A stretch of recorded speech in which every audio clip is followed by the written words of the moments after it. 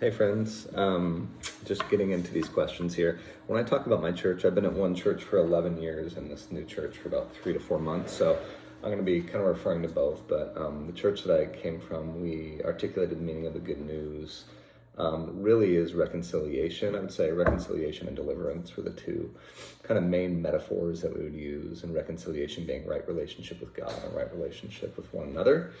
And I think I just want to continue to introduce that language in the new context of it, because I feel like this new context uses more like legal kind of penal substitution language for the good news.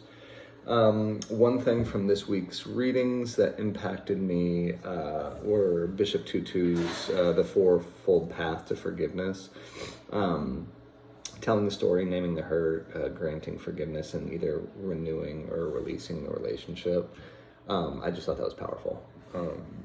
I think on a personal level of kind of going through, needing to go through that process on a personal level, coming out of kind of a season pretty deep hurt, that renewing or releasing is such powerful language for reconciliation, and that it doesn't have to necessarily go on, that you can release if that's what's appropriate.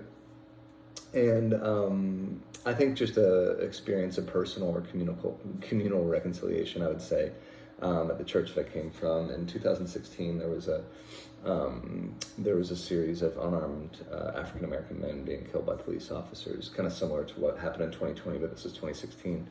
And we had a night of lament where we came together as a church and just acknowledged what happened and cried out to God in lament as a community, and didn't try to fix it, but all agreed that this was wrong, that it was something worth acknowledging, telling the story of, and lamenting over. So I would say that plus just being a part of and facilitating racial reconciliation workshops over the years through that church were such powerful and profound moments. And I would say specifically of seeing white men who wouldn't acknowledge the reality of race and its implications in our country, or acknowledge the reality of an advantage that they might have from their social location, come to an understanding based off of scripture and sociology, and then most importantly, not most importantly, but just most powerfully, just people's stories in that space,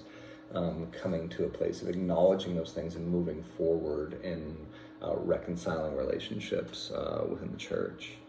I think a question from this week's topics that I want to discuss with the formation groups. I would love to talk more about Desmond Tutu's the fourfold path to forgiveness. I just think that's a fascinating concept in just kind of the tribalized, very divided world that we live in, even coming into another election season.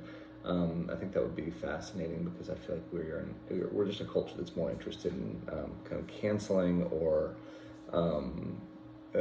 shutting down conversation and not moving towards one another in conversation. So I would love to talk more about that.